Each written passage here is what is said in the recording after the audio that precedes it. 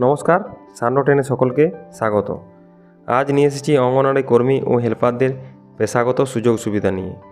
তাই যারা অঙ্গনওয়াড়ি কর্মী ও হেল্পারের কাজ করেন বা করার জন্য প্রস্তুতি নিচ্ছেন, তারা জেনে নিন এই মুহূর্তে আইসিডিএস কর্মী ও হেল্পাররা কী রকম সুযোগ সুবিধা পান।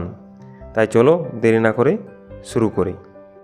পশ্চিমবঙ্গের অঙ্গনওয়াড়ি কর্মী ও হেল্পাররা অন্যান্য সরকারি কর্মচারীদের মতো বেতন না পেলেও তারা যে টাকা মাসের শেষে পান তাকে অনারিয়াম বা সাম্মানিক বলে। এই সাম্মানিক হিসাবে একজন আইসিডিএস কর্মী কেন্দ্র সরকারের কাছ থেকে ৪৫০০ টাকা ও রাজ্য সরকারের কাছ থেকে ৪৫০০ টাকা, মোট ৯,০০০ টাকা পান। তাই মাসের শেষে তিনি ৯,০০০ টাকা পান। আর একজন অঙ্গনওয়াড়ি সহায়িকা কেন্দ্র সরকারের কাছ থেকে ২২৫০ টাকা ও রাজ্য সরকারের কাছ থেকে ৪৫৫০ টাকা, অর্থাৎ মোট ৬,৮০০ টাকা পান।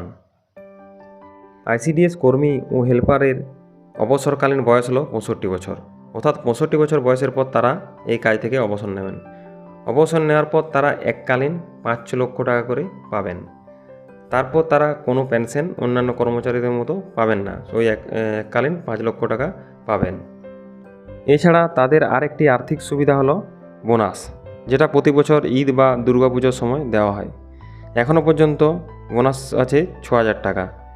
তা যদিও এটা প্রত্যেক বছর কিছু কিছু করে বাড়ে, তবে পরবর্তীকালে তাদের এই সাম্মানিক বা বেতন বা অবসরকালীন ভাতা বাড়তেও পারে, কারণ এটা অন্যান্য কর্মচারীর মতো ইনক্রিমেন্ট না থাকলেও তাদের সরকার যখন মনে করে তখন তাদের সাম্মানিক বাড়ায়, কেন্দ্র সরকার হোক বা রাজ্য সরকার হোক।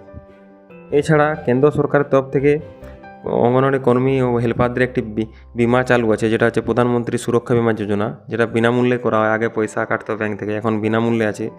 সেটা তাদের যদি কেউ সার্ভিস করা চলাকালীন যদি কারোর মৃত্যু হয় বা কোনো দুর্ঘটনার কারণে তার মৃত্যু হয়, তখন এককালীন সে ২ লক্ষ টাকা পাবেন এই বিমার জন্য। ধন্যবাদ। এই সম্বন্ধিত যদি আরও কোনো ইনফরমেশান থাকে তবে আমাদের চ্যানেলে আপনারা পেয়ে যাবেন।